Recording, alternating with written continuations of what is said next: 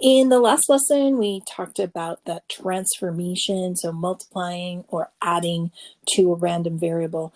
In this lesson, we're going to take a look at two different random variables and what happens when we combine them together. How does that change our results? So we've got this problem of dealing cars. An auto dealership keeps track of sales and leases. X is the number of cars sold, Y is the number of cars leased during the first hour of business on any randomly selected Friday.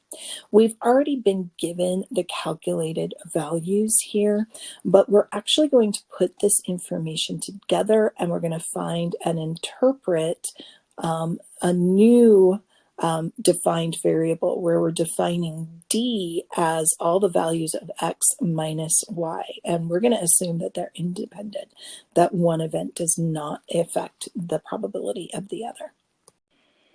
All right, I'm going to write a table of all of the differences here. You do not need to do this on your notes, which is why I'm just doing it on top of our notes. I just want you to see how the calculation is done. You will never have to do this calculation yourself by hand. What we're going to start by doing is the subtraction part, and you'll see why this could become so tedious so quickly. I'm going to take the 0 and I have to subtract all the different probabilities. So if I sold 0 cars, but I leased them, I have to look at all the possibilities. So that's 0 minus 0, 0 minus 1, 0 minus 2, 0 minus 3, 4 different possibilities.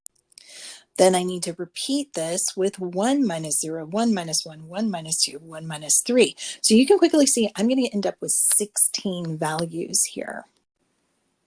So I filled in my 16 values, and now becomes the question of what do I do for probability?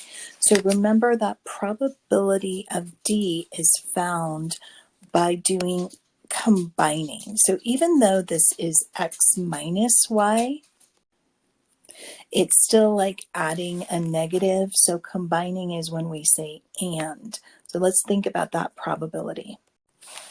We're finding the probability of X and Y, which makes sense. We shouldn't end up with any negative probabilities.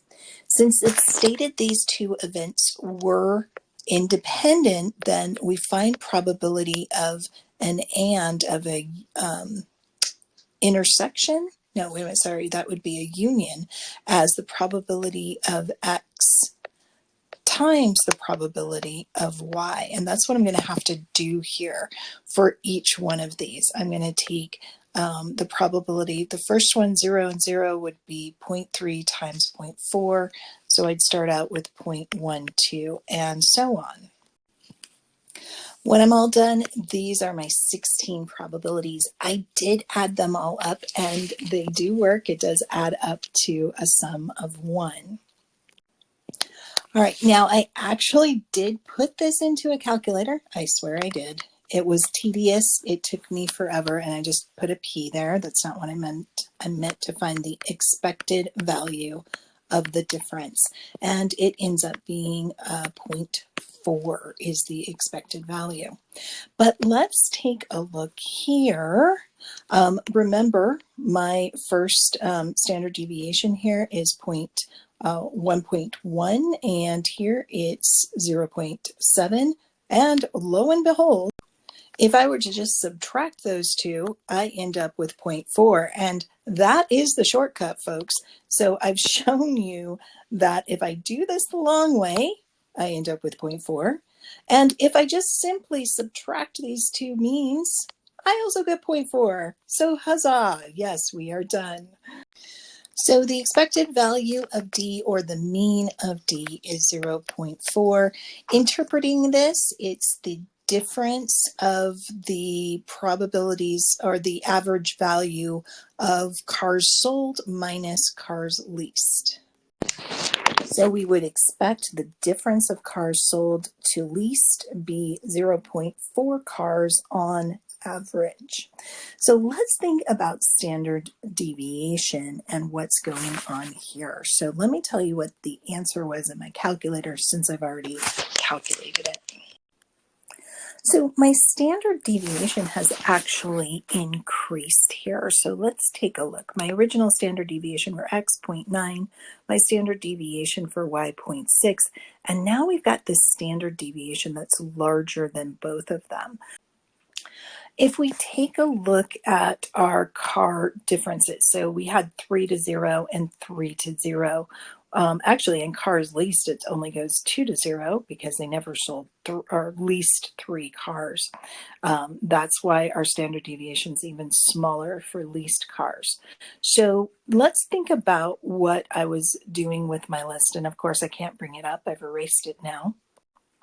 But my min and my max changed. So before, if I think about it, my min here was 0, max was 3. Here's 0, max was 2.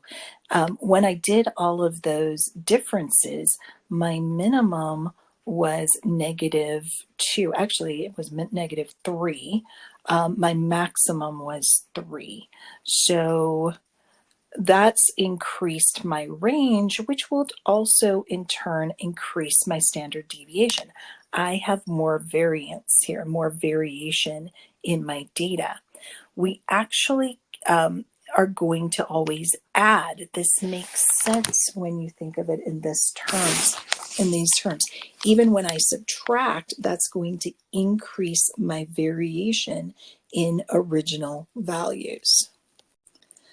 To calculate this, you actually have to go back to your variance. You need to undo the standard deviation and go back to variance before you can calculate standard deviation. If you think about it, it makes sense. If you don't understand why this is true, it's okay.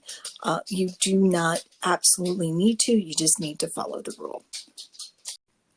So if we needed to calculate this ourselves, we'd find the variance first, which is 1.298, and then I would take the square root of that value, 1.298, and that does in fact give me 1.140. Let's take a look at how this is going to work on our normal distribution or our continuous random variables with this example. We're going to scale a test in a large introductory stat class. Oh, that's my dog. The distribution of X is the raw scores. Has a mean of 17.2, standard deviation 3.8. All right, the transformation we need to apply is that the professor wants to multiply the scores by 4 and add to 10. So this is a type of curving a professor or teacher might use to some scores to get them to be more like a percentage. We're going to just use our transformation rules here. There's nothing special. So I'm going to, since I take my measure of center, do the multiplication and the addition of 10. And for the standard deviation, just multiply the 4. We have our new values with that scaled score and the new standard deviation. The probability that a randomly selected student has a scaled test score of at least 90. This just becomes one of our normal problems where we're going to do a norm CDF to figure this out, or you can use your z-score table. Remember, when you do this, always draw your normal curve, put your mean in the center, put your boundary, which is 90 in this case. We're looking for at least 90, so that's the least value it can be. So we want to know values, probability of getting 90 or greater in this scenario. And the purpose of doing this is so the AP readers can see you understand what you need to do. So even if you end up with the wrong value, they can see what your intention was and give you partial credit. It turns out there's about a 23% probability that you could get a 90 or higher on this sort of scale or on this test. So that's actually pretty average. That makes sense. All right, let me know if you have any questions. And one last addition is that down at the bottom, there are these formulas that explain all of the rules we